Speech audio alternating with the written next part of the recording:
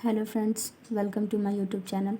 आज हमारा टॉपिक है छायावादी युग, जिसमें हम पढ़ेंगे छायावादी युग का परिचय, छायावादी युग की प्रमुख प्रवृत्तियाँ या विशेषता, छायावादी युग के प्रमुख कवि एवं उनकी रचनाएं। तो चलिए हम चलते हैं। छायावादी युग, जिसकी समय सीमा थी 1920 से 1936। श्री महादेवी वर्मा जी के अनुसार छायावाद क्या है? तो छायावाद स्वच्छंद छंदों में चित्रित मानव अनुभूतियों का नाम है। डॉक्टर राम कुमार वर्मा जी के अनुसार छायावाद क्या है?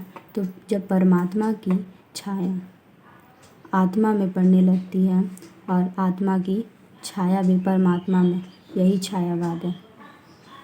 छायावाद के 4 कवि विशेष उल्लेखनीय रहे, जिन्हें छायावाद का आधार स्तंभ भी कहा जाता है। वह कवि हैं जयशंकर प्रसाद, सूर्यकांत त्रिपाठी निराला, महादेवी वर्मा, सुमित्रा नंदन पंत। आगे हम देखेंगे छायावाद के प्रमुख विशेषताएं। छायावाद की प्रमुख विशेषता या प्रवृत्तियाँ निम्नलिखित हैं। पहला हो जाएगा व्यक्तिवाद की प्रधानता।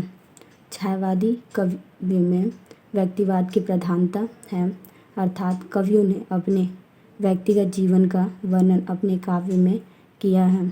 जैसे प्रसाद जी ने आशु नामक काव्य में अपने व्यक्तिगत जीवन का वर्णन किया है। नेक्स्ट पॉइंट हो जाएगा हमारा प्राकृतिक का मानवीकरण। छायावादी कवियों का प्राकृतिक के प्रति अटूट विश्वास और प्रेम रहा है। पंत जी ने तो प्राय अपने हर काव्य में प्राकृतिक के सौंदर्य का वर्णन किया है, अर्थात उन्हें प्राकृतिक का सुकुमार कवि भी कहा जाता है। नेक्स्ट पॉइंट हो जाएगा रहस्यवाद।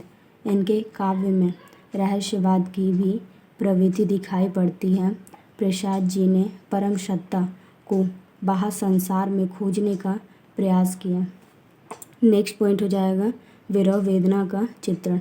छायावादी कवियों ने अपने जीवन में काफ़ी दुख और वेदना सहा और उन्हीं का वर्णन उनके काव्य में हुआ है।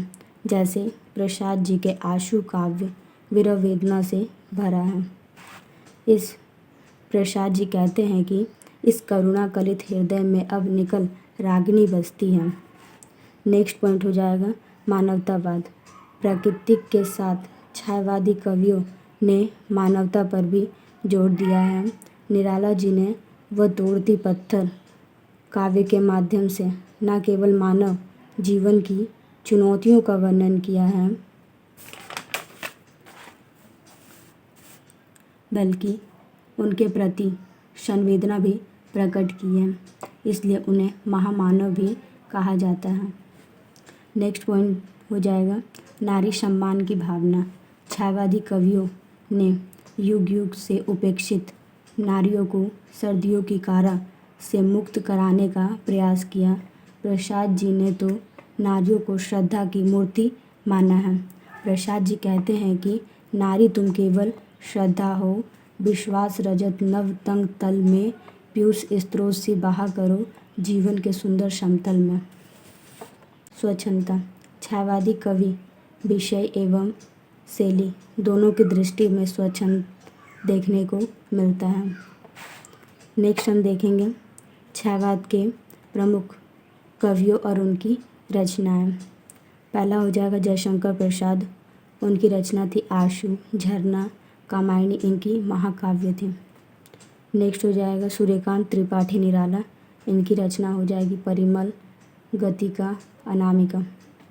नेक्स्ट हो जाएगा महादेवी वर्मा। इनकी रचनाएं थी यामा, नीजा, अश्रु।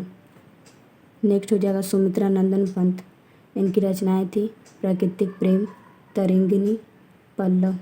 फ्रेंड्स, अगर आपको मेरा वीडियो पसंद आया हो तो प्लीज़ लाइक एंड सब्सक्राइब करें।